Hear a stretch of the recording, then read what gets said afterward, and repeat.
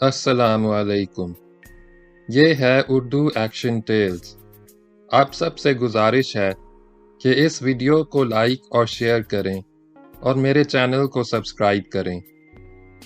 ये है शौकत सिद्दीकी का सनसनीखेज नावल जांगलूस।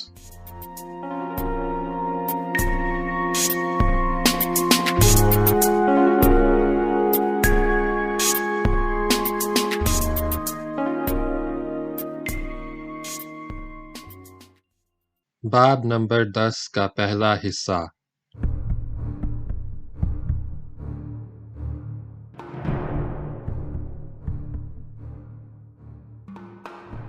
नहर नीम दायरा बनाती हुई मगरिब की सिमत मुड़ गई थी। मोड़ पर बाएं जानिब खाल था जो किनारे काटकर आबपाशी के लिए बनाया गया था। खाल तंग था, गहराई भी कम थी। लाली पानी के तेज रेले के साथ बहता हुआ खाल में दाखिल हो गया। वो गर्दन पानी से बाहर निकाले आहिस्ता आहिस्ता हाँप रहा था। खाल के एक तरफ गंदुम और जौ के खेत लहलहाते थे। खाल की गहराई इतनी कम थी कि कुछ ही दूर जाने के बाद लाली आसानी से चढ़कर ऊपर पहुंच गया। मगर उस तरफ गंदुम और जौ के खेत न थे। सरकंडों और फलची के ऊंचे ऊंचे घने पौधों की झाड़ियां थीं और दूर तक फैली हुई थीं। लाली पानी से शराबूर और थकन से नढाल था। वो खाल के किनारे एक झाड़ी की ओट में बैठकर सुस्ताने लगा। जरा सुकून मिला तो उसने पतलून की जेब टटोली। बटुआ मौजूद था। लाली ने बटुआ निकाला। बटुआ भीगा हुआ था। उसमें रखे हुए नोट भी किसी कदर भीग गए थे। लाली ने मुस्कुराकर बटुआ देखा और संभालकर फिर जेब में रख लिया। रात के आंगन में सितारों के कंवल झिलमिला रहे थे। हल्के हल्के झोंकों से पौधों में सरसराहट पैदा हो रही थी। लाली कई मिनट खामोश बैठा गहरी गहरी सांसें भरता रहा, फिर उठकर खड़ा हो गया। उसने इधर उधर नजर दौड़ाई। खेतों के उस पार जौ था और उसके आगे गांव के मकानात थे। सितारों की मध्यम रोशनी में मिट्टी के मकानात धुंधले धुंधले नजर आ रहे थे। रात के पिछले पहर की गहरी खामोशी में गांव बिल्कुल सुनसान था। लाली उस तरफ ना गया। वो खेतों के दरमियान से गुजरते हुए पीहे पर चलने लगा। खेतों का सिलसिला खत्म हुआ तो झंगर शुरू हो गया। झंगर के आगे चटियल मैदान था। वो झंगर के साथ साथ आगे बढ़ने लगा, मगर 3 मील से ज्यादा ना चल सका। उसके बुरहना पैर जंगली झाड़ियों के कांटों से लहूलुहान थे। अब उसमें आगे जाने की सकत नहीं थी। वो बहुत थक चुका था और कहीं ठहर कर आराम करना चाहता था। उसे ऐसी जगह मिल भी गई। ये फराश के दरख्तों का कुंज था। कुंज की जमीन हमवार थी और खारदार झाड़ियों से साफ थी। वो कुंज में रूपोश होकर रात बसर कर सकता था। लाली फराश के दरख्तों तले चला गया और नढाल होके अंधेरे में जमीन पर लेट गया। उसके कपड़े अभी तक गीले थे। उसे सर्दी महसूस हुई। उसने करवट लेकर जिस्म सुकेड़ लिया और आंखें बंद कर लीं। जरा देर बाद उसे नींद आ गई। वो गहरी नींद सोता रहा।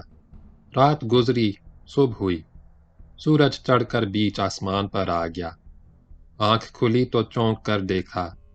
एक शख्स उस पर झुका हुआ किलाई से घड़ी उतारने की कोशिश कर रहा है। लाली ने झटका देकर हाथ छुड़ाया और उठकर बैठ गया।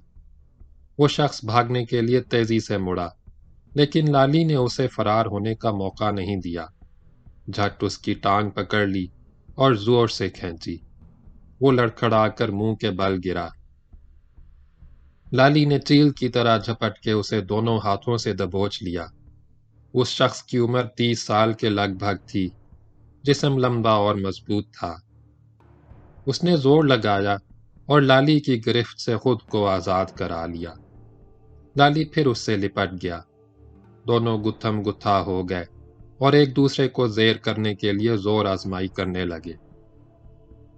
दोनों खाक में लुथड़े हुए हाँप रहे थे। उस शख्स ने एक बार फिर निकल भागने की कोशिश की, مگر اس کی دھوتی لالی کے ہاتھ میں آ گئی۔ اس نے جھٹکا دے کر دھوتی کھینچ لی۔ اس شخص کا نچلا دھڑ برہنہ ہو گیا۔ وہ ٹھٹک کر جہاں تھا وہیں رک گیا۔ لالی نے ہاتھ میں دبی ہوئی دھوتی ایک طرف پھینکی اور اچھل کر اس کی کمر پر زور سے لات ماری۔ وہ گرا اور زمین پر لڑھکتا چلا گیا۔ لالی نے اسے سنبھلنے کا موقع نہیں دیا، جلدی سے اس کے سینے پر سوار ہو گیا اور دونوں ہاتھوں سے اس کا گلا دبوچ لیا۔ وہ بے بس ہو کر غیں غیں کرنے لگا۔ لالی نے غصے سے اس کے منہ پر تڑاک سے تھپڑ مارا، ڈپٹ کر پوچھا، ہند کی ہے تو؟ نہیں جی، میں چوری چکاری نہیں کرتا۔ میں ڈھڈی راجپوت ہوں۔ اس نے ہانپتے ہوئے رک رک کر کہا، میرا نام اللہ دتا ہے۔ لالی نے ایک ہاتھ سے پتلون کی جیب ٹٹولی۔ یہ دیکھ کر قدرے اطمینان ہوا کہ بٹوا موجود ہے۔ لالی نے اللہ دتا کے گلے پر رکھا ہوا ہاتھ علیحدہ کیا اور اس کے سینے سے اتر کر ایک طرف ہو گیا۔ اللہ دتا اٹھ کر بیٹھ گیا۔ اس کی پگڑی کھل کر نیچے گر گئی۔ دونوں خاموش بیٹھے ہانپتے رہے۔ ذرا دیر بعد اللہ دتا نے اپنی گردن سہلاتے ہوئے عاجزی سے کہا، میری دھوتی دے دے۔ اٹھا لے۔ لالی نے قریب پڑی ہوئی دھوتی کی جانب اشارہ کرتے ہوئے تیکھے لہجے میں کہا، پر بھاگنے کی کوشش نہ کرنا۔ تو مجھ سے زیادہ تیز نہیں بھاگ سکتا۔ میں تجھے ابھی جانے نہیں دوں گا۔ وہ اٹھتے ہوئے بولا، اطمینان رکھ، میں بھاگوں گا نہیں۔ اس نے دھوتی اٹھا کے باندھی اور لالی کے نزدیک آ کر بیٹھ گیا۔ لالی نے قہر آلود نظروں سے اسے گھورا۔ سچ سچ بتا، کیا کرتا ہے تو؟ میں جی چاک ہوں، داؤد پور کے زمیندار کے چوکھر اور مویشی چراتا ہوں۔ یہ داؤد پور کدھر ہوا؟ یہاں سے بہت دور ہے۔ وہ مشرق کی جانب ہاتھ اٹھا کر بولا، آگے عارف والا روڈ ہے، لال ٹبے سے اوپر چلو تو پاک پتن روڈ آ جاتی ہے۔ روڈ کے اس پار 5 میل دور داؤد پور ہے۔ تب تو بہت دور ہوا، تو یہاں کیسے آ گیا؟ بس جی آ ہی گیا۔ اس نے گہری سانس بھری۔ جھنگر کے ادھر علی شاہ ہے، میں پہلے اس پنڈ میں مزارہ تھا۔ لالی کو یاد آیا کہ پچھلی رات وہ اسی گاؤں کے کھیتوں سے گزرتا ہوا ادھر آیا تھا۔ اس نے اللہ دتا سے دریافت کیا، تو مزارہ تھا، کھیتی باڑی چھوڑ کر چاک کیوں بن گیا؟ وہ بے تکلفی سے مسکرایا، مزارہ تو زمیندار بننے کی سوچتا ہے، تو کمی کیسے بن گیا؟ گل یہ ہے جی، علی شاہ کا زمیندار نور علی کھوکھر ہے، وڈا زمیندار ہے۔ اس نے بنجر میدان کی طرف اشارہ کیا۔ یہ ہزاروں کلہ زمین اسی کی ہے۔ پر یہ بنجر کیوں پڑی ہے؟ لالی نے حیرت سے کہا، پاس ہی نہر بھی بہتی ہے۔ یہ نہر شہر کہاں ہے جی، یہ تو رانی واہ ہے۔ اس میں تو جی برسات کا پانی آتا ہے، کچھ راجباہ بیر والا سے آ جاتا ہے۔ اوپر کرم والا میں مہر سلیمان خان کے باغ ہیں، سینکڑوں قلعے پر کھیتی باڑی بھی ہے، سارا پانی تو اس کے باغ اور کھیت کھا جاتے ہیں۔ ویسے بھی جی یہ مہر سلیمان کی اپنی نہر ہے، پہلے یہاں سے نالا ہوتا تھا، اس میں صرف برکھا کا پانی آتا تھا۔ مہر سلیمان نے سکنالہ بیر والا کی وڈی نہر سے ملا دیا۔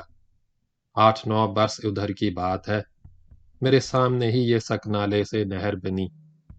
تینوں پتا ہوگا، پہلے زمیندار اپنی نہریں بنوا سکتے تھے اور آبیانہ بھی نہیں دیتے تھے۔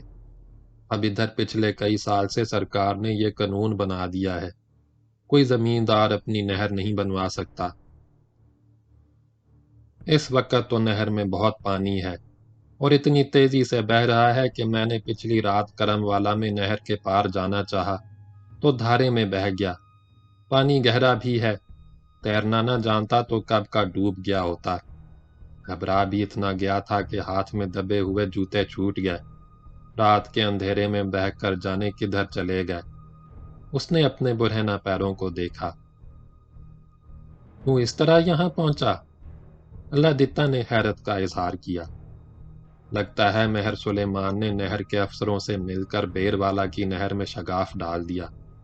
इस दफ़ा कुछ ज़्यादा ही चौड़ा शगाफ डाला है, तभी तो इतना बहुत सा पानी यहाँ तक आ गया।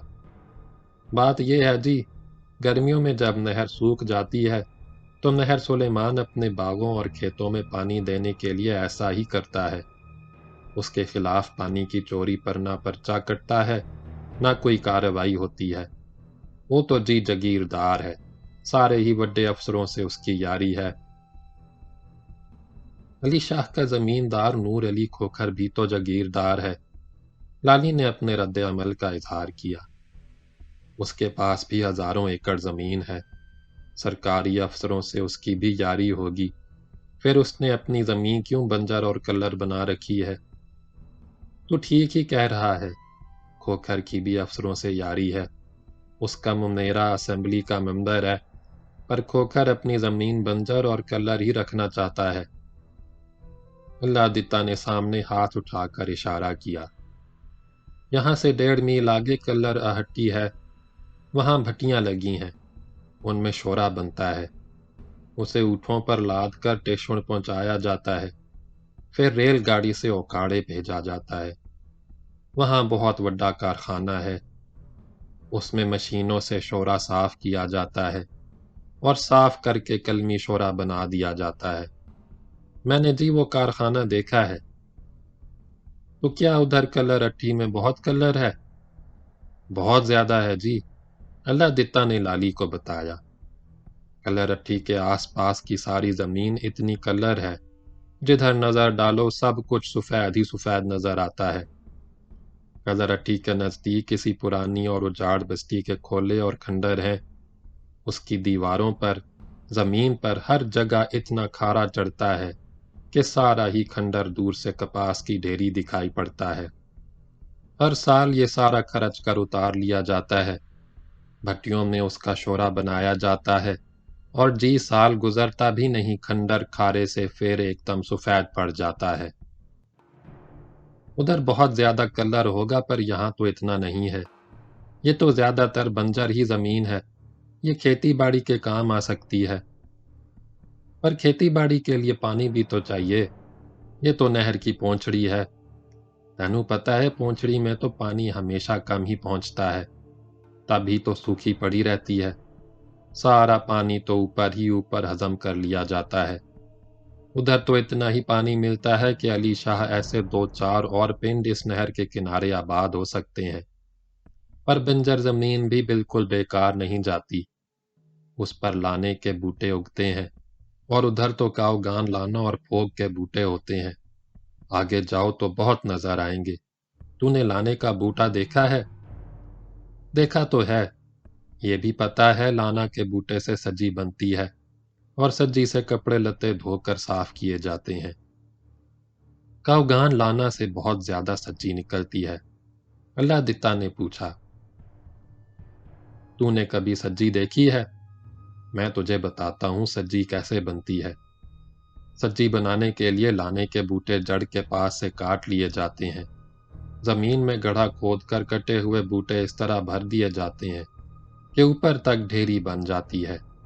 ढेरी में आग लगा दी जाती है, पत्तियां जल जाती हैं, और डंठलों से रस बह बह कर नीचे गड्ढे में जमा हो जाता है। ठंडा पड़कर ऐसा जम जाता है कि पत्थर की तरह सख्त लगता है। सज्जी इसी तरह बनती है। पर कलर अट्ठी के पास तो सज्जी बनाने की भट्टियां लगी हैं, ढेरों सज्जी रोजाना बनती है। कच्चा शोरा भी इतना ही ढेर का ढेर हर रोज तैयार होता है। इसका मतलब तो ये हुआ कि कच्चे शोरे और सज्जी से खोखर को बहुत ज्यादा आमदनी होती होगी, जभी तो उसने इतनी बहुत सी जमीन कलर और बंजर बना रखी है। ऐसा ही होगा जी, मैनू ठीक से पता नहीं। लाली ने कुछ देर खामोश रहने के बाद कहा, तूने अली शाह क्यों छोड़ दिया? तू मिजारा था ना? मिजारा ही था, पर कुछ ऐसा चक्कर चला मैनू पिंड छोड़ना पड़ा। कोई खास बात हो गई? ये ना पूछ, यूं समझ क्या नहीं हुआ। अल्लादित्ता ने बुझे हुए लहजे में कहा, अपना तो सभी कुछ तबाह हो गया। मेरे साथ छोटा भाई अल्लाह दीनू भी था। 2 हल थे, 16 किले से ऊपर जमीन पर अपने खेत थे। اس کے چہرے پر دکھ کے سائے پھیلنے لگے۔ سچ پوچھ تو اس کلرٹی نے اپنا ناس مار دیا۔ پہلا اس کا مالک سردار سنتوخ سنگھ ہوتا تھا، بہت زور آور جوان تھا، رہتا تو ادھر کھوکھرام میں تھا، پر روز ہی اپنی سفید گھوڑی پر بیٹھ کر کلرٹی آتا تھا۔ علی شاہ بھی آتا جاتا رہتا تھا، کلرٹی پر کام کرنے کے لیے ادھر سے مزدور بھی لے جاتا تھا۔ فصل پکنے لگتی تو پنڈ کے مزارے بھی کمیوں کے ساتھ کلرٹی پر کام کرنے آتے۔ سنتوکھا مزدوری بھی چنگی دیتا تھا۔ شام کو جب چٹھا بٹتا تو منشی کے ساتھ خود بھی موجود ہوتا تھا۔ اس نے کبھی کسی کی مزدوری نہیں ماری اور نہ مزدوری پر جھگڑا کیا۔ تو نے بھی کلرٹی پر مزدوری کی ہے؟ کی تو ہے، پر جی وہاں کام کرنے سے مجھے ایسی کھانسی ہو گئی تھی کہ کھانستے کھانستے رات جاگتے ہوئے کٹتی۔ وہ ایسا ہے جی، کلر کھودتے ہوئے کھارا ایسے اڑتا ہے جیسے دھواں ناک میں گھس کر اندر چلا جاتا ہے۔ اسی لیے منہ پر منڈاسا باندھ کر کلرٹی پر کام کرنا پڑتا ہے۔ پھر بھی بہت کھانسی آتی ہے، کتنے ہی مزدوروں کو دمہ ہو گیا۔ اللہ دیتا چند لمحے چپ رہا۔ پاکستان بنا اور فسادات ہوئے تو سنتوخ سنگھ بھی بھاگ کر سرحد پار چلا گیا۔ کلرٹی پر مہینوں کام بند رہا۔ نور علی کھوکھر بھی کھوکھرا ہی میں رہتا ہے، وہاں اس کی حویلی ہے۔ سردار سنتوخ سنگھ کے جانے کے بعد کھوکھر نے افسروں سے مل کر ایسا چکر چلایا کہ کلرٹی اور سنتوخ سنگھ کی ساری زمین اس کے قبضے میں چلی گئی۔ یہ بنجر اور کلر زمین پہلے سنتوخ سنگھ ہی کی ہوتی تھی۔ سنتوکھے نے بھی بنجر زمین پر کھیتی باڑی کی کوشش نہیں کی۔ اس کی زمین کئی میل آگے ہے، ادھر بالکل پانی نہیں، کنواں کھودو تو بہت زیادہ گہرائی میں جا کر پانی ملتا ہے، چند ہی برسوں میں سوکھ کر ڈال بن جاتا ہے۔ پر کلرٹی جب کھوکھر کے قبضے میں آئی تو علی شاہ کے مزاروں اور کمیوں کے لیے مصیبت آ گئی۔ کھوکھر نے سب سے بگاڑ لینی شروع کر دی۔ پہلے تو تھوڑی بہت مزدوری بھی دیتا تھا، پھر وہ بھی بند کر دی۔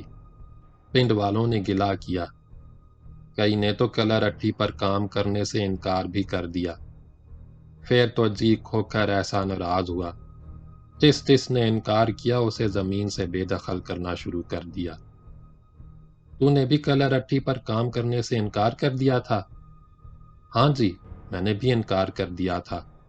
ایک تو وگار کرنی پڑتی تھی، اوپر سے مجھے کھانسی بھی ہو گئی تھی۔ اس نے مجھے بے دخل کرنے کے لیے طرح طرح سے تنگ کرنا شروع کر دیا۔ میرے مویشی اور چوکھر اٹھوا لیے، ربی کی واڈو وصل بھی کٹوا کر اٹھا لے گیا۔ میں نے تھانے میں اس کے منشی اور کرندوں کے خلاف پرچہ چاک کرایا تو پولیس نے الٹا میرے خلاف مویشی چوری کا مقدمہ بنا دیا اور مجھے جیل میں بند کر دیا۔ 4 مہینے سے بھی زیادہ مقدمہ چلا، میں چھوٹ گیا، پر ہفتہ بھر بھی نہ گزرا تھا کہ کھوکھر نے میری گھر والی کو اٹھوا لیا اور کھوکھرا میں اپنی حویلی کے اندر بند کر دیا۔ اس وقت میرے 2 چھوٹے چھوٹے نکے تھے، ماں کے بنا روتے تھے، مچلتے تھے، ضد کرتے تھے۔ اللہ دینوں کا بیاہ نہیں ہوا، گھر میں کوئی زنانی نہیں تھی جو بچوں کی دیکھ بھال کرتی، روٹی پکا کر کھلاتی، مویشیوں اور چوکروں کا سویرے پٹھا دھتا کرتی، دوپہر کو کھیت پر بھتا پہنچاتی۔ میں تو جی گھر والی کے بنا بالکل تباہ ہو گیا۔ وہ تو میرا بازو ہے۔ تو نے پولیس میں پرچہ چاک نہیں کرایا؟ ایک بار کرایا تھا تو 4 مہینے جیل میں بند رہا۔ اللہ دیتا کے ہونٹوں پر زہر خان تھا۔ اس دفعہ نہ جانے کتنے جھوٹے مقدمے میرے خلاف بنائے جاتے، اس ڈر سے میں نے پرچہ شرچہ تو چاک کرایا نہیں، کھوکھر کو سفارشیں پہنچائیں پر اس نے کسی کی نہ مانی۔ اس چکر میں 1.5 سال گزر گیا۔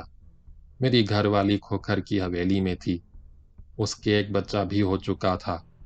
میں ہر طرف سے مایوس ہو کر آخر ایک روز خود اس کے پاس کھوکھراں گیا، پگڑی اتار کر اس کے پیروں پر ڈال دی، ہاتھ جوڑ کر گڑ گڑ آیا، زمیندار میرا بازو مجھے واپس دے دے۔ پہلے تو وہ بہت گرم ہوا، دیر تک گالاں نکالتا رہا۔ میں نے منت سماجت کی تو اس نے گھر والی کی واپسی کے 3000 روپے مانگے اور 2 ہفتے کی مہلت دی۔ میں پہلے ہی تباہ ہو چکا تھا، اتنی زیادہ رقم کہاں سے لاتا؟ دوبارہ کھوکھر کے پاس جاتا، اس کے پیر پیر پکڑ لیتا۔ یہی کیا جی، اس دفعہ اس نے گھر والی کو واپس کرنے کی یہ شرط لگائی کہ مجھے اور اللہ دینوں کو سال بھر تک کلر اٹھی پر وگار کرنی پڑے گی۔ میں نے اللہ دینوں سے بات کی، وہ مجھ سے بہت پیار کرتا ہے، جھٹ تیار ہو گیا۔ میں نے کھوکھر سے وگار کرنے کی حامی بھر لی، اس طرح مجھے اپنا بازو واپس مل گیا۔ لالی نے اس کی باتوں میں دلچسپی لیتے ہوئے دریافت کیا، آگے کیا ہوا؟ آگے کیا ہونا تھا جی، کھوکھر نے کلر اٹھی کے پاس اپنی جیل بنا رکھی ہے، مجھے اور اللہ دینوں کو اس میں ڈال دیا گیا۔ دن بھر ہم دونوں بھائی کلر اٹھی پر کام کرتے اور شام کو دوسرے قیدی مزدوروں کے ساتھ بند کر دیے جاتے۔ دیواریں اتنی اونچی ہیں انہیں کوئی پھاند نہیں سکتا، صرف ایک دروازہ ہے اور اس پر تالا ڈال دیا جاتا ہے۔ باہر راکھے رائفل سنبھالے کڑی نگرانی کرتے ہیں، پھر بھی قیدی مزدور جب تک اندر رہتے ہیں 2 قیدیوں کے ایک ایک پیر ملا کر پنڈلیوں میں لوہے کے کڑے ڈال دیے جاتے ہیں۔ درمیان میں ہاتھ بھر لمبی زنجیر ہوتی ہے، کڑوں میں تالے پڑے ہوتے ہیں اور ان کی چابیاں راکھوں کے انچارج کے پاس رہتی ہیں، ان پر نمبر پڑے ہوتے ہیں۔ اس طرح جی ایک زنجیر کے دونوں قیدی ایک ساتھ لیٹتے ہیں، ایک ساتھ اٹھتے ہیں، ایک ساتھ سوتے ہیں، ایک کروٹ بدلے تو دوسرا جاگ اٹھتا ہے، ایک کو ٹٹی پیشاب لگے تو دوسرے کو بھی ساتھ جانا پڑتا ہے، ساتھ ساتھ بیٹھنا پڑتا ہے۔ اس لیے قیدیوں میں روز جھگڑا ہوتا ہے، مار کٹائی ہوتی ہے۔ جب دنگا زیادہ ہوتا ہے تو راکھے اندر آ کر دونوں ہی قیدیوں کو ٹھڈے مارتے ہیں۔ لالی نے تشویش کا اظہار کیا، یہ تو سرکاری جیل سے بھی زیادہ کڑی سزا ہوئی۔ نہ پوچھ میں نے 8 مہینے کس طرح کلر اٹھی پر گزارے۔ لادتا نے گہری سانس بھری۔ دن بھر مویشیوں اور چوکروں کی طرح بھٹیوں پر کام کرنا پڑتا، کھدائی کرنی ہوتی، راکھے چمڑے کے لمبے لمبے چھانٹے اور کوڑے ہاتھوں میں دبائے شکاری کتوں کی طرح مزدوروں کو تاکتے رہتے ہیں۔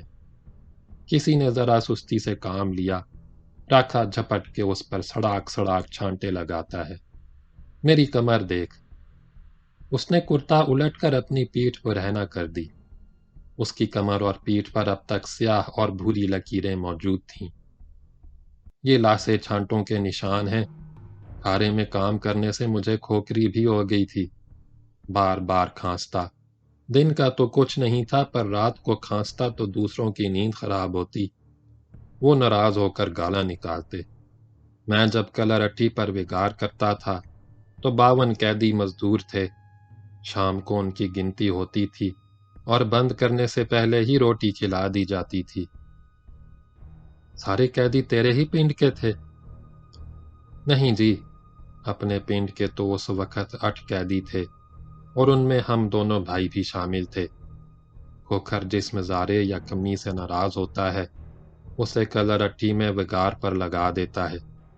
کھوکھر بہت بڑا زمیندار ہے، اس کے اور بھی کئی پنڈ ہیں، ہزاروں کلہ زمینداری ہے، اور اب تو جی ہندوؤں اور سکھوں کی چھوڑی ہوئی زمینوں پر قبضہ کر کے اس نے اپنی زمینداری بہت بڑھا لی ہے۔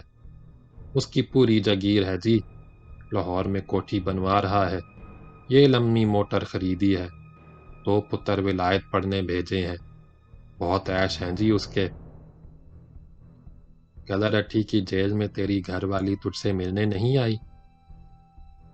قیدی مزدوروں سے کسی کو ملنے کی بالکل اجازت نہیں، اللہ دتا نے جواب میں مطلع کیا۔ کسی کو ان کے بارے میں کچھ بتایا ہی نہیں جاتا، انہیں پکڑ کر رات کے اندھیرے میں اونٹ پر بٹھا کر کلر اٹھی میں لایا جاتا ہے اور جیل میں بند کر دیا جاتا ہے۔ ان کے گھر والوں کو بالکل پتہ نہیں چلتا وہ کہاں گئے۔ میری گھر والی کو بھی 2 ہفتے تک میرے اور اللہ دینوں کے بارے میں کچھ پتہ نہیں تھا کہ ہم دونوں کہاں ہیں۔ وہ نور علی کھوکھر کی حویلی پر گئی، پر وہ اسے نہیں ملا۔ پھر وہ اس کی منشی دلاور لنگا کے پاس گئی۔ وہ اسے لارے لپے دیتا اور رات کو اپنے پاس بلا لیتا۔ ایک روز اس نے شراب پی رکھی تھی۔ اس رات میری گھر والی اس کے پاس تھی۔ لنگا نے نشے میں مست ہو کر بتا دیا کہ مجھے اور اللہ دینوں کو کلرٹی کی جیل میں رکھا گیا ہے، پر وہ ہم دونوں کو چھوڑنے پر کسی طرح راضی نہ ہوا۔ اللہ دتا، تجھے تو کھوکھر نے سال بھر کے لیے وگار پر قید میں ڈالا تھا، تو 4 مہینے پہلے کیسے باہر نکل آیا؟ جب میں نے تجھے سبھی کچھ بتا دیا تو یہ گل بھی سن لے، اللہ دتا نے جواب دیا۔ علی شاہ یہاں سے نزدیک ہے، کلرٹی کے راکے کبھی کبھار وہاں جاتے ہیں۔ ان میں سے ایک راکے میران خان سے میری گھر والی نے میل جول پیدا کر لیا۔ لالی نے ہنس کر کہا، یاری لگا لی ہوگی، ایسی ہی گل تھی۔ اللہ دتا نے جھینپ کر نظریں جھکا لیں۔ پر میران کے ذریعے وہ چپ کے مجھے گھیور، مرونڈے اور حلوہ پکا کر بھجوا دیتی۔ میں اور اللہ دینو چھپ کر کھا لیتے۔ دوسرے بھی ایسا ہی کرتے ہوں گے، ایسے ہی جیسے سرکاری جیلوں میں باہر سے چوری چھپے سامان اندر آ جاتا ہے۔ ایسا ہوتا ہوگا پر مجھے پتا نہیں۔ اب آگے کی سن۔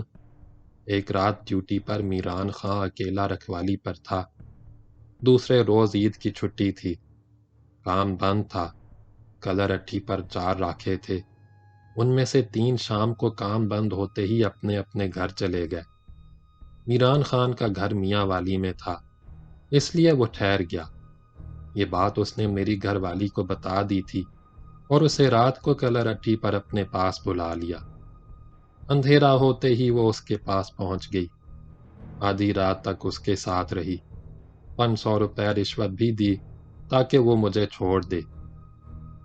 لگتا ہے تیری گھر والی بہت تیز ہے، سونی بھی ہوگی۔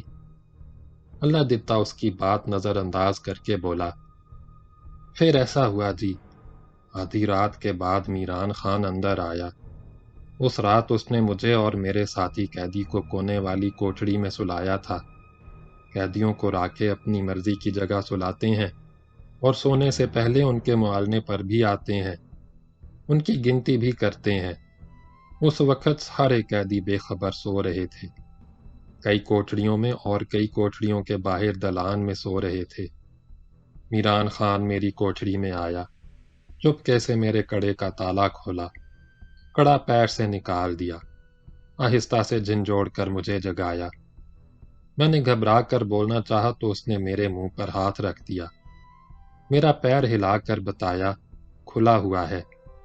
کوٹھڑی میں اتنا اندھیرا تھا کہ میں میران خان کو پہچان نہیں سکا۔ وہ کوٹھڑی سے باہر چلا گیا اور میں دم سادھے پڑا رہا۔ کچھ دیر بعد میں نے آہستہ سے کروٹ لی اور اٹھ کر بیٹھ گیا۔ میرے ساتھ والی گہری نیند سو رہا تھا۔ میں کوٹھڑی سے باہر آیا، دلان سے گزر کر ویڑے میں گیا اور دبے دبے چلتا ہوا دروازے پر پہنچا۔ تینوں پتا تھا دروازہ کھلا ہے؟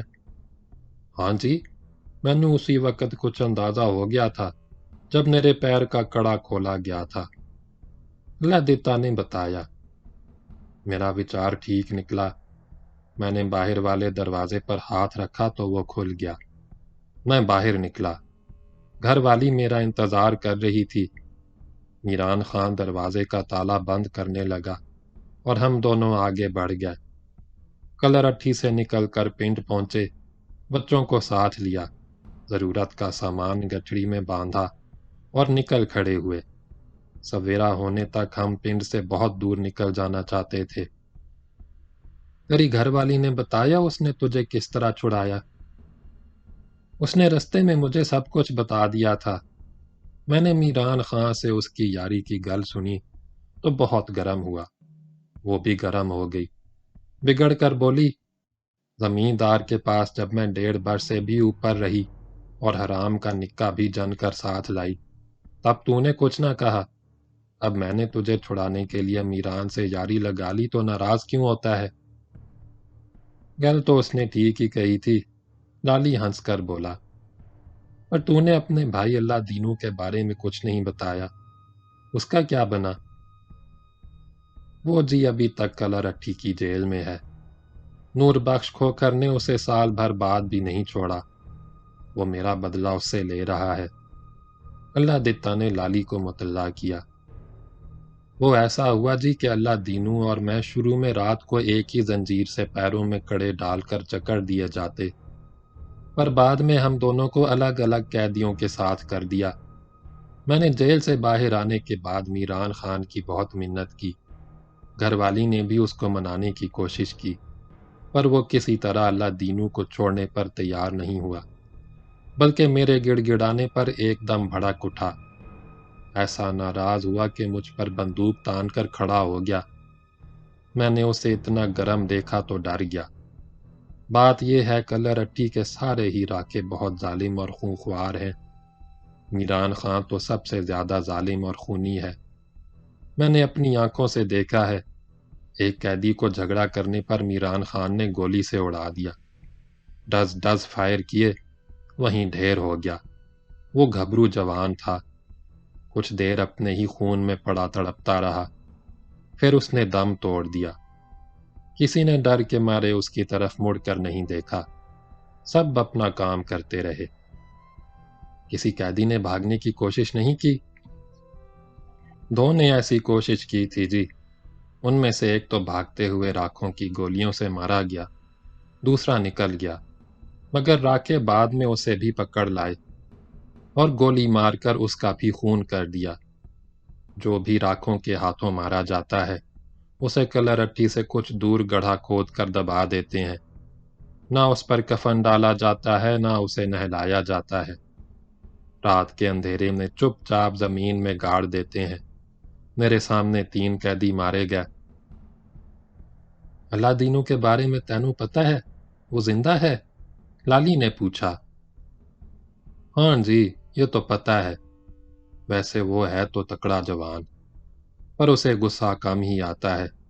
ویسے بھی سارے ہی قیدی راکھوں سے بہت ڈرتے ہیں۔ جیسا راکھے کہتے ہیں ویسا ہی کرتے ہیں، ہر بات چپ کر کے مان لیتے ہیں۔ اس نے قدرے توقف کیا۔ زمیندار تو میرے سامنے کبھی کلر اٹھی پر نہیں گیا، پر اس کا منشی دلاور لنگا ہفتے میں 1-2 بار دورے پر ضرور آتا ہے۔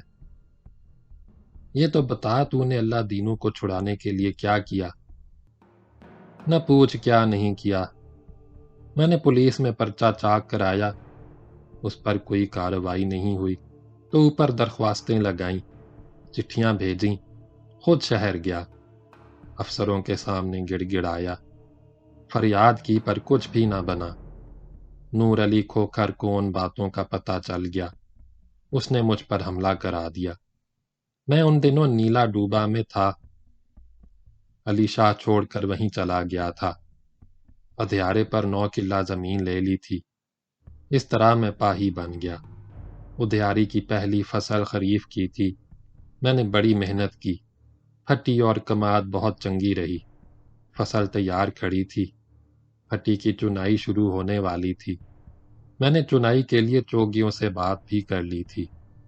لو جی، ایک رات کھوکھر کے کرندے ریفلوں اور پرچیوں سے مسلح ہو کر نیلا ڈوبا پہنچے۔ سردی تو اس رات زیادہ نہیں تھی، پر دھند بہت تھی۔ انہوں نے پنڈ میں گھستے ہی اندھا دھند گولیاں چلانی شروع کر دیں، پر ان کے پہنچنے سے پہلے ہی میں نے گھر والی کا ہاتھ پکڑا اور گھر سے نکل کر مکئی کے کھیت میں چھپ کر بیٹھ گیا۔ وہ دروازہ توڑ کر گھر میں گھس گئے اور توڑ پھوڑ کر کے چلے گئے۔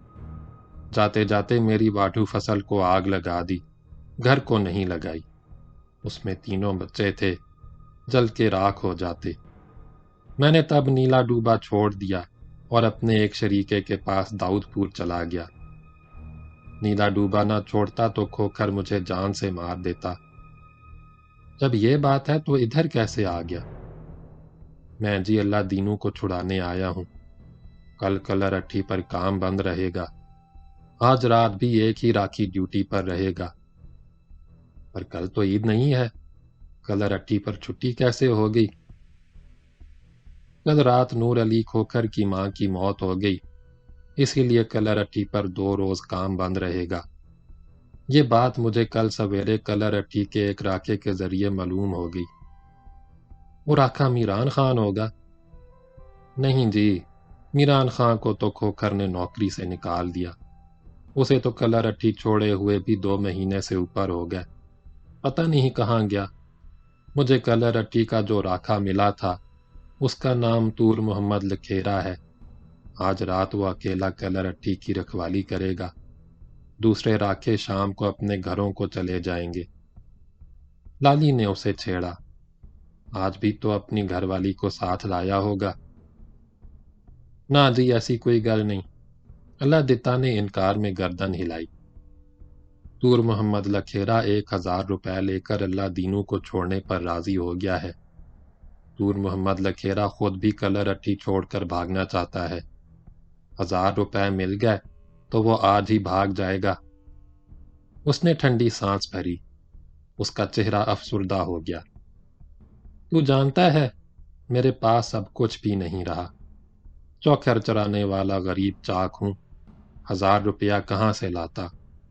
جب کچھ بن نہ پڑا تو گھر والی کو داؤد پور کے سنار کے پاس سرگانے پر رکھ کر 1000 روپیہ ادھار لیا۔ تینوں تو پتہ ہی ہے، جب تک ادھارا وانا ہوگا تب تک وہ اس کے گھر میں وگار کرے گی، ہر طرح کا کام کرے گی، یوں سمجھو اس کے پاس گروی رہے گی۔ کیا کریں جی، اللہ دینوں کو رہائی دلانی بھی تو ضروری ہے۔ وہ اہری اور محنتی ہے، وہ آ گیا تو ہم دونوں بھائی محنت کر کے گھر والی کو سال بھر میں ادھار ادا کر کے سرگانے سے چھڑا کر واپس لے آئیں گے۔ لالی نے اس کی بات نظر انداز کر کے پوچھا، تو کبھی جہانگیرہ گیا ہے؟ کیوں نہیں گیا، سڑک کے ساتھ ہی ہے، وہاں میرا ایک چچیرا رہتا ہے۔ میں تو جہانگیرہ کے لمبردار ملک اللہ نواز خان کو بھی جانتا ہوں۔ ویسے تو اس کی قوم کھٹیانہ ہے، پر اس کا پیو خوشاب سے ملکوں کی کڑی ویال آیا تو خود ملک بن گیا، اور اس کا پت تو بالکل ملک بن گیا۔ یہ لمے ترے کی پگ لگاتا ہے، گھوڑی پر بیٹھ کر ایسی آکڑ کے ساتھ نکلتا ہے جیسے بہت بڑا زمیندار ہے۔ تینوں پتہ نہیں وہ زبردست رسا گیر ہے، اور جب سے اس کا ایک بھرا تھانے دار لگ گیا ہے اس وقت سے تو وہ ایسا نڈر ہو گیا کہ کھلم کھلا رسا گیری کا دھندا کرتا ہے۔ میں تجھے اس کے بارے میں ایک گل بتاؤں؟ نہ بتا تو ٹھیک ہے۔ لالی جہانگیرہ کے زمیندار ملک اللہ نواز کے ذکر سے بیزار ہو کر بیچ میں بول پڑا، یہ بتاؤ داؤد پورے سے جہانگیرہ کتنی دور ہے؟ 12 میل سے زیادہ نہیں ہوگا۔ پر تسی جہانگیرہ کے بارے میں کیوں پوچھ رہے ہو؟ تینوں تجھے وہاں جانا ہے؟ ہاں مینوں وہاں جانا ہے، مجھے جہانگیرہ پہنچا دینا، میں 1000 روپے رشوت دیے بنا اللہ دینو کو نکال لاؤں گا۔ اللہ دینو کو بھی اپنے ساتھ لے جانا اور 1000 روپے سرگانے دے کر اپنی گھر والی کو لے آنا، وہ سرگانے پر گروی نہیں رہے گی۔ یہ کیسے ہو سکتا ہے؟ اللہ دتا نے حیرت سے منہ پھاڑ کر کہا، تیری گل بالکل سمجھ نہیں آئی۔ آ بھی نہیں سکتی، لالی نے مسکراتے ہوئے کہا، اسے مجھ پر چھوڑ دے۔ اللہ دتا نے کچھ نہیں کہا، وہ ابھی تک حیرت زدہ تھا۔ فراش کے گھنے درختوں کے نیچے روشنی دھندلی تھی، آس پاس چھنگر تھا جو دور تک چلا گیا تھا، ہر طرف گہرا سناٹا چھایا تھا۔ سامنے چٹیل میدان تھا جس پر تیز دھوپ پھیلی تھی۔ میدان کے آخری سرے پر اونٹوں کی قطار گرد کے بادل اڑاتی گزر رہی تھی۔ اونٹوں کی گردنوں میں پڑی ہوئی پیتل کی گھنٹیاں آہستہ آہستہ جھنکار رہی تھیں۔ اللہ دتا نے لالی کو مخاطب کیا، یہ اونٹ دیکھ رہا ہے، لگتا ہے کلر اٹھی سے آ رہے ہیں۔ ان پر کچا شورا لاد کر ٹیشن بھیجا جا رہا ہے، وہاں کھوکھر کا منشی ہوگا، وہ ریل سے اوکاڑے بھیج دے گا، وہاں کارخانے میں اسے صاف کیا جائے گا۔ مگر لالی کو شورے سے دلچسپی نہیں تھی، اس نے سویرے سے کچھ نہیں کھایا تھا، اب دوپہر ہو چکی تھی، اسے سخت بھوک لگی تھی۔ اس نے اللہ دتا سے پوچھا، تو یہاں کب آیا تھا؟ سویرے ہی آ گیا تھا، میں نے تجھے دیکھا تھا، 2-3 بار نزدیک سے گزرا، تو بے خبر سو رہا تھا۔ میں سمجھا کوئی تجھے مار کر یہاں ڈال گیا ہے۔ تیرے ہاتھ کی گھڑی دیکھ کر میں نوں لالچ آ گیا۔ اس نے شرمندہ ہو کر نظریں جھکا لی۔ معاف کرنا جی، غلطی ہوگی، میں تو یہاں چھپنے کے لیے آیا تھا۔ پر تو نے صبح سے کچھ کھایا نہیں، تجھے بھوک نہیں لگی؟ لگ تو رہی ہے، گھر سے روٹی لایا تھا۔ اس نے ایک طرف ہاتھ اٹھا کر اشارہ کیا۔ ادھر جھنگر میں چادر سے باندھ کر رکھ دی ہے۔ یہ چنگا کام کیا، میں تو تجھے علی شاہ بھیجنے والا تھا، وہاں سے جا کر روٹی شوٹی لے آ۔ نہیں جی، علی شاہ جانا ٹھیک نہیں، وہاں تو کھوکھر کو پتہ چل جائے گا، سارے کمی اور مزارے اس کے بندے ہیں۔ کسی نے کھوکھراں جا کر اسے میرے بارے میں بتایا تو وہ چوکنا ہو جائے گا، پھر تو اللہ دینوں کو نکال لانا مشکل ہو جائے گا۔ وہ ضرور اپنے کسی کرندے کو شام سے پہلے پہلے کلہ رٹھی پر بھیج دے گا۔ میں تو کہتا ہوں جی، علی شاہ میں کسی کو بالکل پتہ نہیں چلنا چاہیے۔ اب باتیں چھوڑ، جا کر روٹی ٹک کر لا۔ لالی نے تیکھے لہجے میں کہا۔ میں نو سخت بھوک لگی ہے، میں بھی تیرے ساتھ کچھ کھا لوں گا۔ پرواہ نہ کر، روٹی اتنی ہے دونوں کھا سکتے ہیں، وہ مسکرا کر بولا۔ پینے کو ٹین کے ڈبے میں پانی بھی ساتھ لایا ہوں، نہر کا تو میں نو پتہ ہی نہیں تھا اس میں پانی ہوگا، آج کل تو بالکل سوکھی رہتی ہے۔ اللہ دتا اٹھ کر درختوں کے نیچے چلنے لگا، کچھ دور جا کر نظروں سے اوجھل ہو گیا۔ تھوڑی دیر بعد اللہ دتا ایک گھنے درخت کی آڑ سے نمودار ہوا۔ قریب آیا تو اس کے ہاتھ میں پوٹلی اور ٹین کا ڈبہ لٹک رہا تھا۔ وہ لالی کے سامنے بیٹھ گیا۔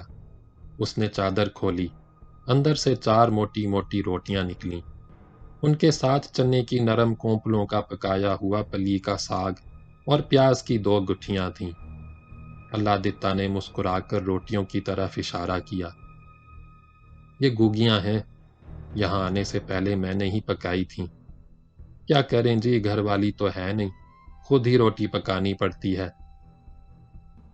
لالی نے کچھ نہیں کہا، لقمہ توڑا اور ساگ ملا کر کھانے لگا۔ اللہ دتا بھی کھانے لگا۔ روٹی باسی تھی، سخت بھی تھی، مگر دونوں بہت بھوکے تھے۔ اطمینان سے بیٹھے کھاتے رہے۔ نوالا حلق میں پھنسا تو ڈبہ منہ سے لگا کر پانی پی لیتے۔ 4 روٹیوں میں دونوں کا پیٹ بھر گیا۔ کھانے سے فارغ ہو کر اللہ دتا نے پوچھا، یہ تو بتایا نہیں تو تور محمد لکھیرا کو 1000 روپے دیے بنا اللہ دینوں کو کیسے نکال لائے گا؟ اندھیرا ہو جانے دے، میں تیرے ساتھ کلہ رٹھی چلوں گا، لالی نے جواب دیا۔ وہاں جا کر آس پاس کا معائنہ کروں گا، جیسا تجھ سے کہوں ویسا ہی کرنا، پر یہ جان لے راکے کے پاس بھری ہوئی رائفل رہتی ہے۔ اللہ دتا کے چہرے پر خوف کی پرچھائی منڈلانے لگی۔ کوئی گڑبڑ ہوگی تو دونوں مارے جائیں گے۔ حوصلے سے کام لے، لالی نے اس کی پیٹھ تھپکی۔ پرواہ نہ کر، سب ٹھیک ہو جائے گا۔ تو پلسیا تو نہیں ہے؟ اللہ دتا نے لالی کی ملک جی پتلون اور بشرٹ غور سے دیکھی۔ لگتا تو کچھ ایسا ہی ہے۔ نہیں جی، میں پلسیا شلسیا نہیں ہوں، خواہ مخواہ کی باتیں سوچنا چھوڑ، اب تو آرام کر اور اندھیرا پھیلنے کا انتظار کر۔ اللہ دتا نے زمین پر چادر پھیلا دی، دونوں اس پر لیٹ گئے۔ لالی ذرا دیر آنکھیں بند کیے پڑا رہا، پھر اسے نیند آ گئی۔ دن ڈھلنے لگا، سورج رفتہ رفتہ مغرب میں اترنے لگا، دھوپ کی رنگت بدلنے لگی، سائے طویل ہوتے گئے، فراش کے درختوں کے نیچے اندھیرا پھیلنے لگا، جھاڑیوں میں چڑیوں نے شور مچانا شروع کر دیا۔ شام کی آمد تھی، لالی کی آنکھ کھل گئی۔ اللہ دتا موجود نہیں تھا، لالی گھبرا کر اٹھ بیٹھا۔ ادھر ادھر نظریں دوڑا کر اللہ دتا کو تلاش کرنے لگا، مگر اس کا دور دور پتہ نہ تھا۔ لالی کو تشویش ہوئی، وہ حیران و پریشان بیٹھا سوچتا رہا کہ اللہ دتا کہاں چلا گیا۔ 2 منٹ گزرے، 5 منٹ گزرے، 10 मिनट गुजर गए। लाली की तशवीश बढ़ती गई। वो उठकर मैदान में जाने का इरादा कर ही रहा था कि दरख्तों के खुश्क पत्तों पर आहट उभरी। लाली चौकन्ना नजरों से उस तरफ देखने लगा। आहट करीब और करीब आती गई। एक दरख्त के तन्ने के पीछे से अल्लादिता निकलकर सामने आ गया। कहाँ चला गया था? मैं जी उधर झंगर में टट्टी करने गया था। अल्लादिता आगे बढ़ा और लाली के करीब बैठ गया। दोनों खामोश रहे। शाम का धुंधलका फैलने लगा था। अंधेरा धीरे धीरे बढ़ता गया। सन्नाटा गहरा हो गया। झंगर में झींगरों की आवाजें उभर रही थीं। अंधेरा गहरा हो गया। रात हो गई। जब पहर रात गुजर गई और हर तरफ हू का आलम तारी हो गया तो दोनों उठकर खड़े हो गए। अल्लादिता ने चादर उठाकर कंधे पर डाली। लाली आगे बढ़ा। अल्लादिता उसके साथ चला। दोनों दरख्तों के नीचे से निकलकर खुले मैदान में आ गए। आसमान पर तारे छटके हुए थे। नरम नरम झोंके चल रहे थे। वो चौकन्ना नजरों से इधर उधर देखते हुए एहतियात से कलरट्टी की जानिब बढ़ने लगे। दोनों कुछ दूर आगे गए तो मैदान में जगह जगह लाना के पौधों के झुंड नजर आने लगे। लाना के पौधे कमर कमर तक ऊंचे थे। वो खुले मैदान से हटकर लाना के पौधों के दरमियान से रास्ता बनाते हुए आगे बढ़ने लगे। इसमें मसलहत ये थी कि खतरे के वक्त वो लाना के पौधों की ओट में छुप सकते थे। उन्होंने निस्फ मील से ज्यादा रास्ता लाना के पौधों के दरमियान से गुजरते हुए तय किया। आगे लकोदक रेतला मैदान था। मैदान के सिरे पर सितारों की हल्की हल्की रोशनी में पानी की वसी झील झिलमिला रही थी। लाली ने उसे हैरत से देखा और हाथ उठाकर उस तरफ इशारा करते हुए पूछा, इधर इतना पानी कहाँ से आ गया? तू इसे पानी की चल समझ रहा है? अल्लादिता हंसकर बोला, तब तो ये डाहर होगा।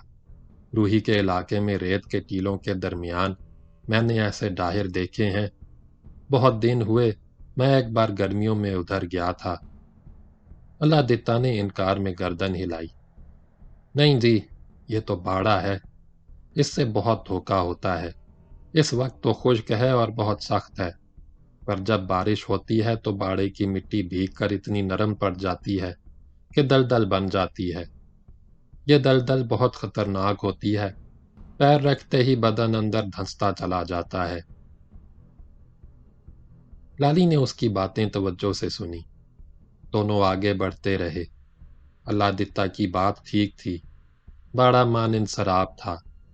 दोनों जिस कदर आगे बढ़ते, पानी की झिलमिलाती झील नजरों से दूर होती जाती। कुछ देर बाद वो बाड़े के ऊपर से गुजर रहे थे।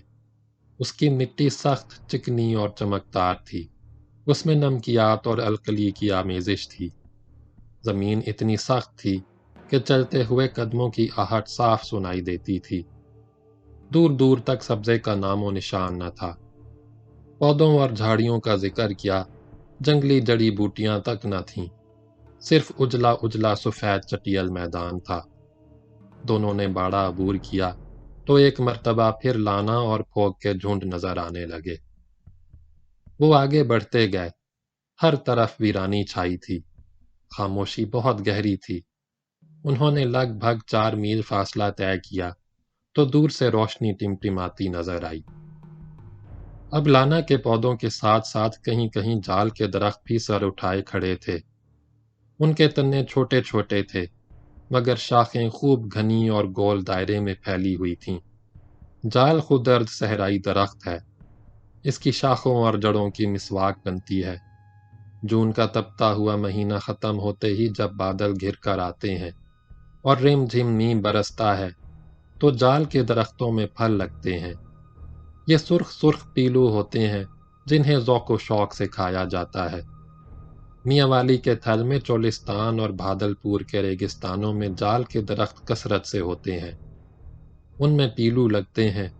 रेगजारों की परवरदा अल्हड़दोशीज़ाओं की टोलियां पीलू चुनने के लिए सहरा में निकल जाती हैं। पीलू चुन चुन कर जगह जगह ऊंची ऊंची ढेरियां लगाती हैं। جال کے گھنے درختوں کے سائے میں بیٹھ کر پیلو کے گیت گاتی ہیں۔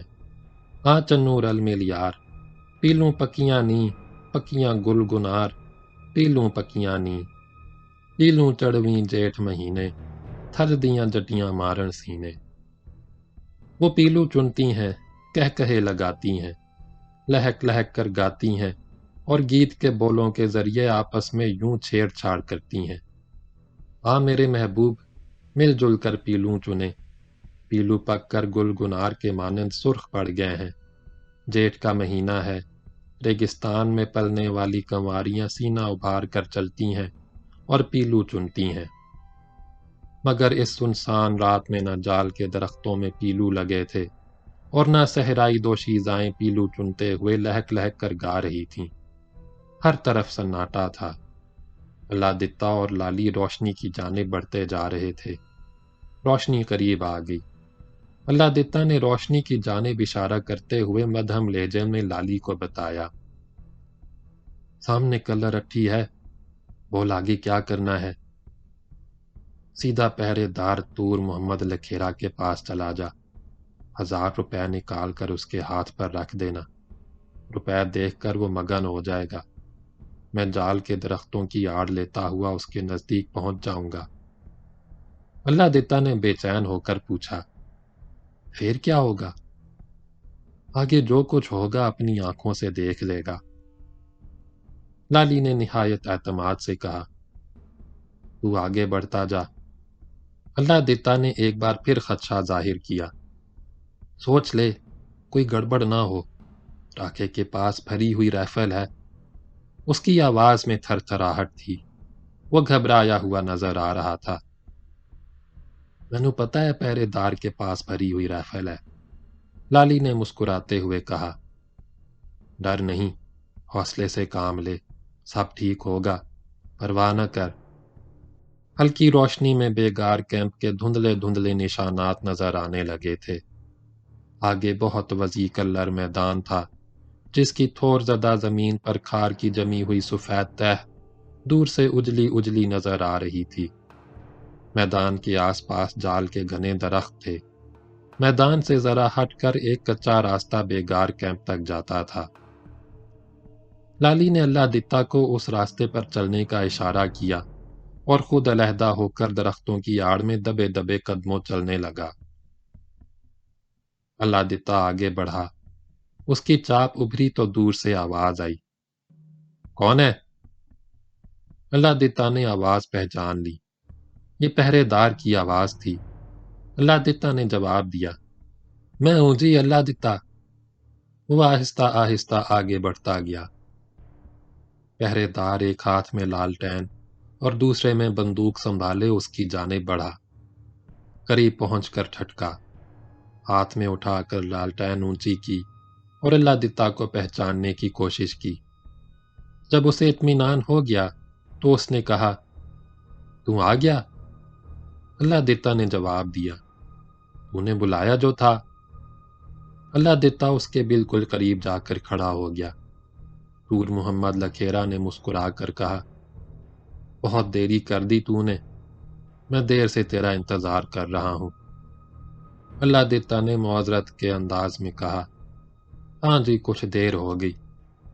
روپے لایا ہے؟ اللہ دتا نے مستعدی سے جواب دیا، بالکل لایا ہوں، روپے نہ لاتا تو تیرے کول کیوں آتا؟ آ میرے ساتھ، ادھر منجی پر بیٹھ کر آرام نال گل بات ہوگی۔ دونوں کلر اٹھی کی اس عمارت کی جانب بڑھنے لگے جس میں بیگار کرنے والے مزدور قیدی رکھے جاتے تھے۔ لالی ایک درخت کی آڑ میں دم سادھے کھڑا تھا۔ عمارت اس کے بالکل سامنے تھی۔ یہ عمارت مٹی کی بنی ہوئی تھی اور کسی پرانے قلعے کے مانند نظر آتی تھی۔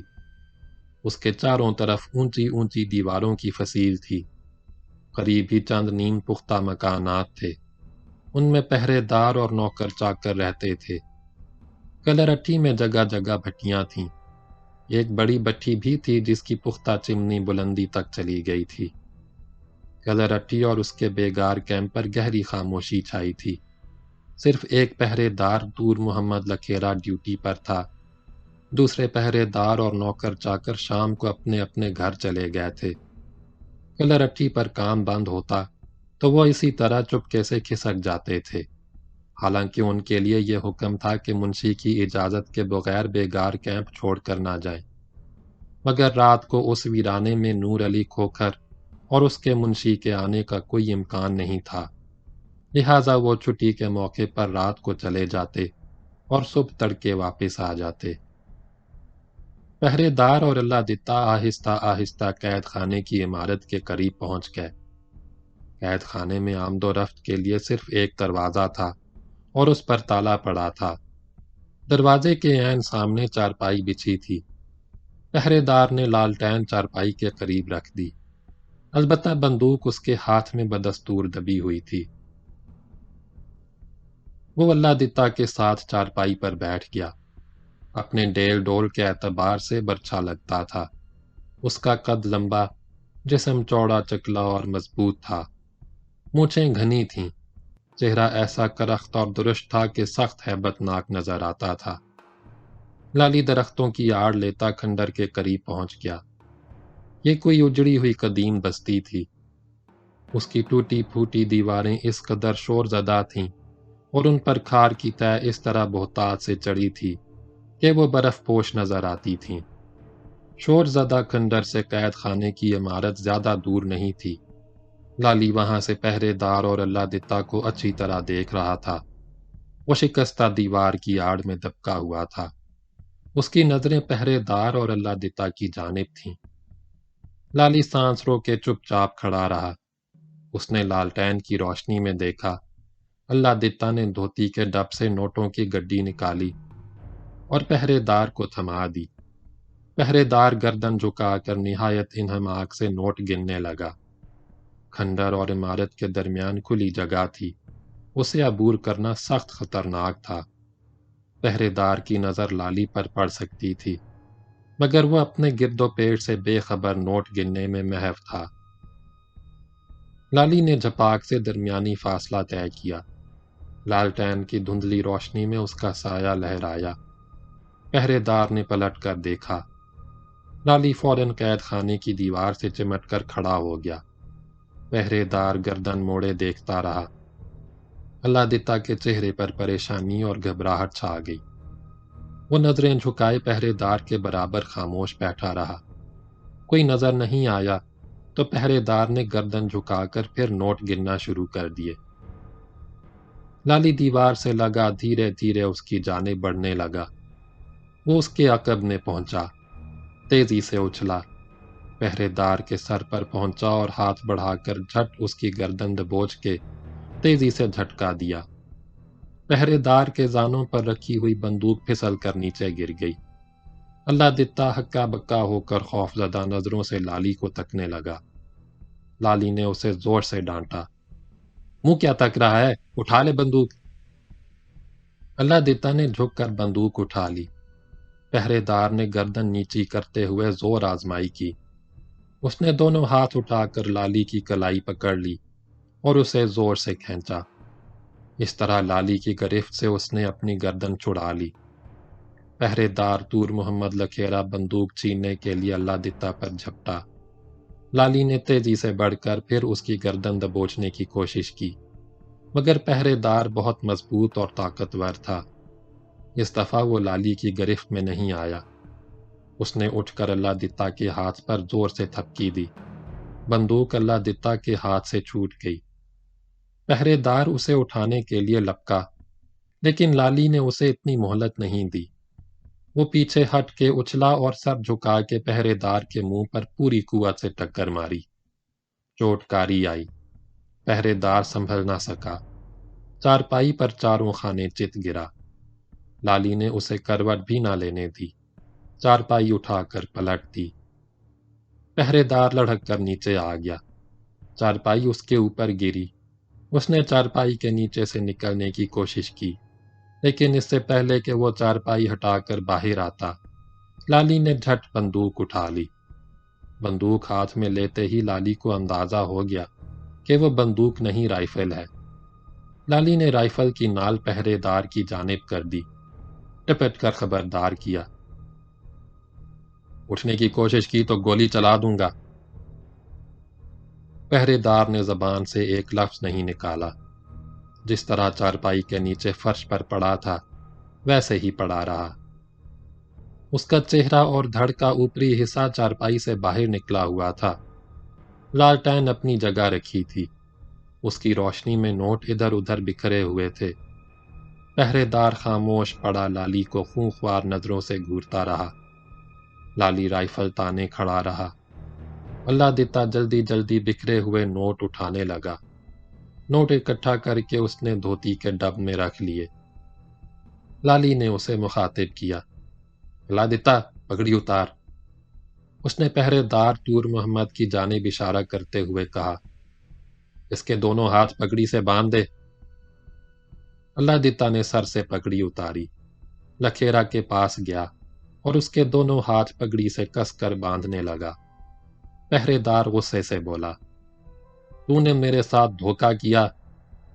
اللہ دیتا تو خاموش رہا لیکن لالی نے اسے ڈانٹا، بکواس نہ کر، چپ کر کے پڑا رہ۔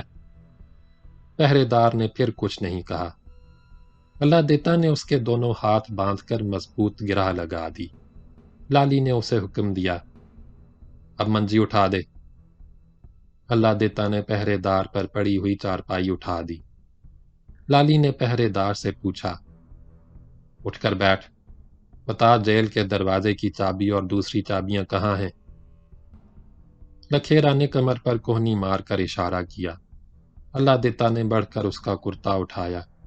کمر پر کنجیوں کا گچھا لٹک رہا تھا۔ اللہ دیتا نے گچھا کھول کر اپنے قبضے میں کر لیا۔ لالی نے کہا، اللہ دیتا دروازہ کھول کے اندر جا اور اللہ دینو کو نکال لا۔ اللہ دیتا آگے بڑھا۔ اس نے لالٹین اٹھائی، تالا کھولا اور قید خانے کے اندر چلا گیا۔ لالی رائفل کی نال پہرےدار پر تانے چوکس کھڑا رہا۔ پہرےدار گردن جھکائے خاموش بیٹھا تھا۔ باب نمبر 10 کا دوسرا حصہ اگلی ویڈیو میں